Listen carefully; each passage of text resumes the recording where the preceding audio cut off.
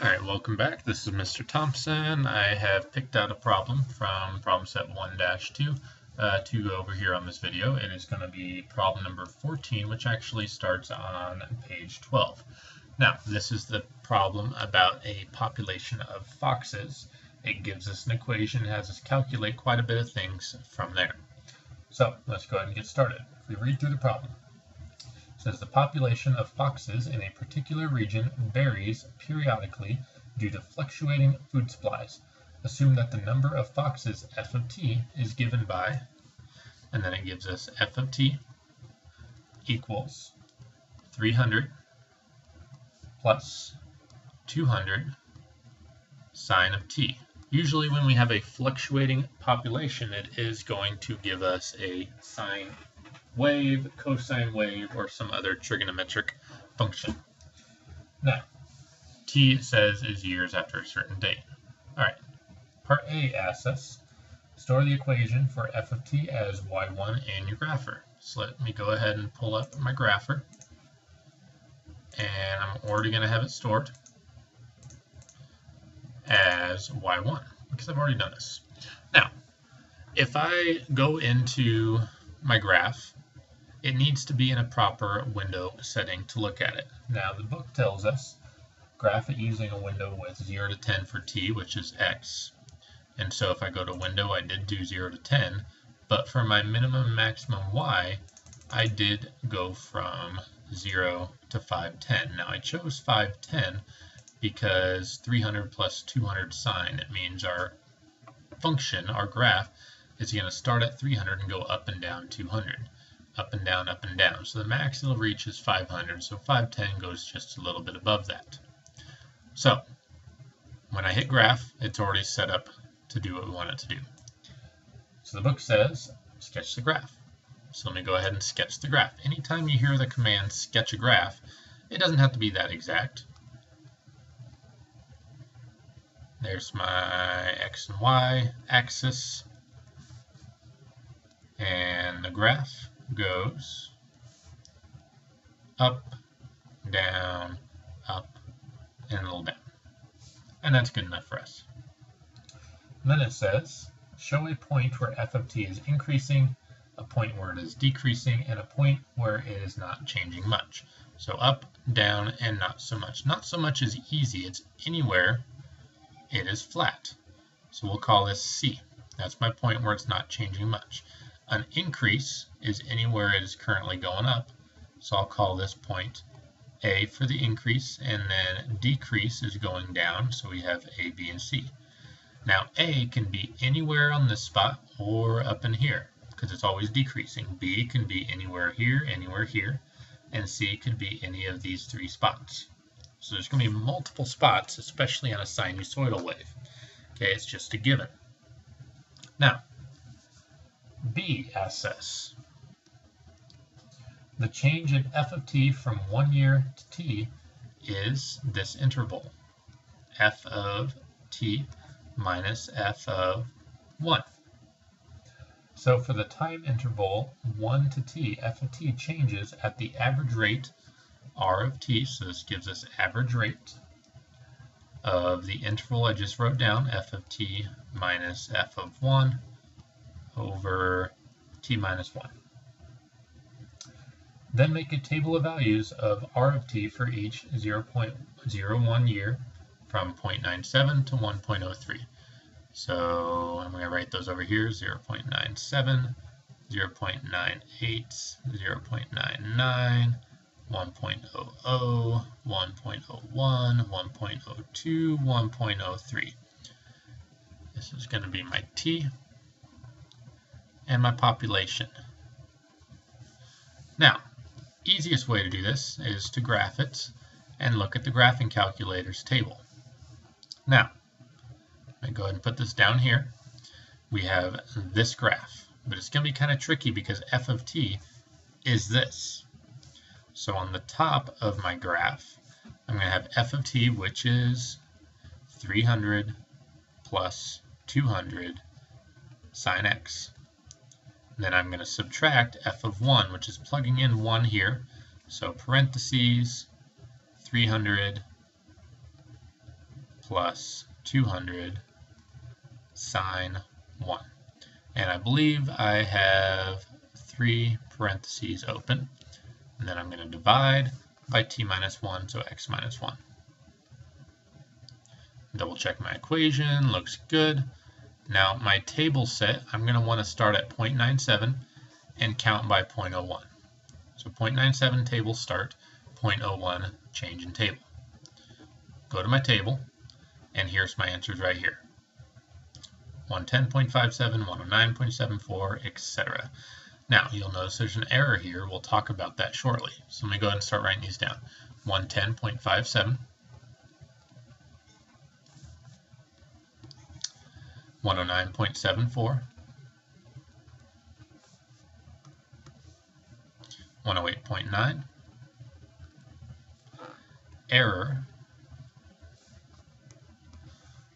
107.22, 106.37,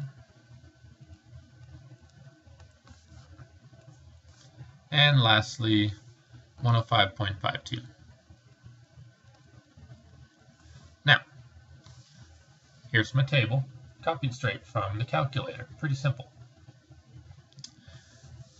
Let's go ahead and take a look at 3. The instantaneous rate of change of f of t at t is the limit f of t approaches as t approaches 1. So, let me go to a new slide here. Oops, wrong tool. C. So we have the limit, which you should have studied some, as t approaches 1, of our function f of t minus f of 1 over t minus 1. Now, we need to do the limit because if we actually plug in the number 1, what happens? Let's try that. F of 1 minus f of 1 over 1 minus 1, I get 0 minus 0.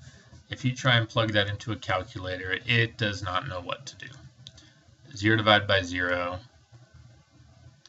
can't divide by 0. Divide by 0, error. That is the same error that we are getting in the table. Error. Okay, so a limit means we're going to get as close to the number 1 as possible without actually picking 1. So I'm going to try it as r of 0.0, or not 0, sorry. We want to get close to it, so 0.9. How about that? 0.9. Now, what's going to be simple is if I just look on my table set, start at 0.9. Change in table doesn't matter, so 0.9, 116.29. Now what if we get closer? 0.99. So table set, 0.99, look at the table. 108.9. It dropped. Let's try another one. 0.999. We get 108.14, not dropping so much.